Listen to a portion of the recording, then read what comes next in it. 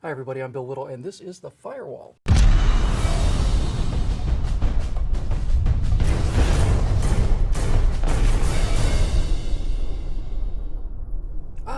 Progressives. You really have to, well, not admire them exactly, but if not admire them, then at least grant them a grudging respect for the tenacity of their beliefs. Because unfortunately for them, the socialist utopia, which they talk about all the time, is a cryptid, which according to Wikipedia's serviceable definition is, quote, a creature whose existence has been suggested, but has not been discovered or documented by the scientific community, unquote. Hey look, here's another example of a cryptid. It's called the Loch Ness Monster. Like the Socialist Utopia, the Loch Ness Monster requires a lot of magical thinking. Now, magical thinking is not wishful thinking. Sure, it would be cool if there was a Loch Ness Monster. That's wishful thinking. Magical thinking is the belief that belief can make things actually manifest themselves in the real world. Magical thinking not only dulls reason, it kills reason, because magical thinking is actually a form of anti-thinking. It's belief in something not because of evidence, but in spite of evidence. Now, for example, people who believe in the existence of the Loch Ness Monster will almost universally claim that it is the last of the plesiosaurs. Those are giant marine dinosaurs that definitely did exist millions of years ago. Like all dinosaurs, plesiosaurs are air breathers. So, in order to believe in the Loch Ness Monster, you have to believe that an air-breathing creature the size of a city bus lives under the surface of Loch Ness. Now, we conservatives too have beliefs, but our beliefs are not based on what we wish to be true, but rather what the evidence shows us to be true. We believe in the power of the free market, of individual effort and reward, and especially of the power of self-interest to make life better for everyone. So we too believe that there are bus-sized creatures that breathe air and live under the surface of the water, but the creatures we believe in are called whales. We believe in whales not because we want to believe in whales. We don't have to depend on a mystery wake in the distance or a blurry outline of what might be humps or maybe a tree trunk. Conservatives believe in whales because there are thousands of pictures of whales being taken every single day. We believe in the power of capitalism and the free market because there are billions of people that benefit from it every single day. And the evidence of that benefit, even and perhaps especially from former socialist economies like China and India, grows every single day. The fact that there are no pictures of the Loch Ness Monster, not one that's even close to the thousands of pictures of whales, tell those of us who do not believe in magical thinking something very important. And that is that whales exist and the Loch Ness Monster doesn't. Now, if you could print wealth instead of printing money, well, that would be a close-up of the Loch Ness Monster, but you can't print Cadillacs. You can only print what people use to buy Cadillacs, and the more you print, the less it's worth. If healthcare were free, well, that would be HD video of the Loch Ness Monster being petted on the head, but healthcare is not free. Healthcare is, in fact, very expensive. And if the government pays for it from your taxes, then the government controls it, which means they can turn off the healthcare that you pay for with your tax money anytime they want to. And if war were a big misunderstanding that could be resolved through open discussion, well, that'd be Nessie in a tank at SeaWorld. But it's not a misunderstanding. ISIS wants the world to pray to Allah 5 times a day, murder homosexuals, and keep women in tents indoors. We don't like that, so we're going to have to fight those people.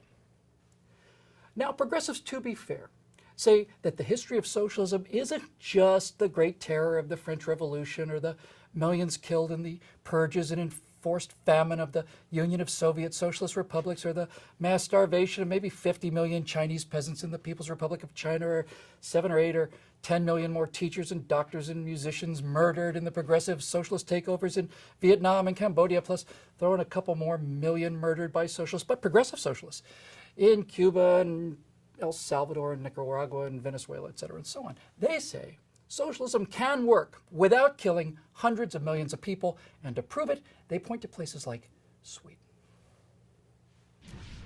For many years, this was the best single piece of evidence for the Loch Ness Monster. It's called the surgeon's photograph. The surgeon's photograph was a hoax. And decades after this picture was taken, some researchers reproduced the hoax to show how it was done. And the shocking thing about it was that the little model monster that they used for that picture was only about this big. It was about the size of a duck decoy. And it's only knowing that you can now look at the surgeon's photograph and see what's wrong with it. The waves, they're too big and they're too smooth. They look like ripples. It's because they are ripples. The best evidence of the Loch Ness Monster was so poor that without magical thinking, people would have seen through it right away. Now, it is absolutely true that Sweden is a socialist country in the real world, but good socialism, as it exists in Sweden, is not real. Sweden has cradle-to-grave socialist benefits for a while, and only a short while, because, like the Loch Ness Monster, Sweden, unfortunately, is a fake for two beneath-the-surface reasons. First, Sweden can afford to pay all of these benefits, free health care, free maternity leave, and so on, because the cost of defending Sweden is paid by American capitalist taxpayers. I don't want to hear about the few fighter jets or token troops that Sweden might have. All of the money made by all of the Swedes could not pay for Sweden's defense against the Union of Soviet Socialist Republics. Good socialism only exists because capitalists pay to defend the good socialists from the bad socialists. And Sweden and the rest of the socialist states is a fraud for a second reason. All of the European socialist states, all of them, they're dying. Socialism is an economic Ponzi scheme. You see, in order to pay for someone from cradle to grave, someone else has to do the work to come up with the tax money. As long as you have a pyramid, as long as enough young people are working at the bottom, then yes, you can afford these kind of benefits up at the top with old people. And sure enough, that was the case for several decades after World War II. But look, a stable society, not a pyramid, just a column, requires about 2.1 births per woman. 1 to replace the man, 1 to replace the woman, and 0.1 to take the fire challenge on Facebook. That 0.1 belongs to Darwin. They're not going to live long enough to have kids. Sweden's birth rate is 1.9. There are fewer Swedes every year. Norway's 1.9, Denmark is 1.7, Canada's 1.6, Japan is 1.4. Spain and Greece are both 1.3. These social welfare states are dying. Turns out, if the government gives people everything they need to live, well, they don't seem to want to live anymore. Not as a culture, anyway. They're all dying, all of them, and their welfare states are being propped up by importing workers from places like Yemen, where the birth rate is a robust 4.2.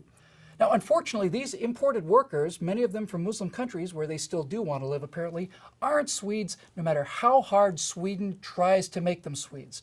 So, blonde Swedish women no longer feel safe going out in a miniskirt. And for at least 5 years in neighboring Oslo, Norway, the percentage of rapes caused by that small Muslim minority was 100%. All of them. As the brilliant Mark Stein said, demographics is destiny. Bad socialists murdered at least 200 million people. Good socialists are committing suicide, and they would have been extinct a long time ago without American capitalism to protect them from the bad socialists. Now, the progressive utopia is the Loch Ness Monster of politics. It's a giant air-breathing creature that never surfaces for air. Progressives claim to love it because of their morally advanced love of the poor, but the fact is, the reason they love wealth redistribution to achieve income equality is because it's other people's wealth being redistributed to them. It's not morality, it's laziness, and it's envy, and it's stealing. And the history, the actual photographs show that time and time again, those people will murder those who create wealth and steal it before they would, go out and create some of their own. Please subscribe to our YouTube channel and be sure to visit us at truthrevolt.org. And to keep these messages coming, please consider making a donation by clicking here.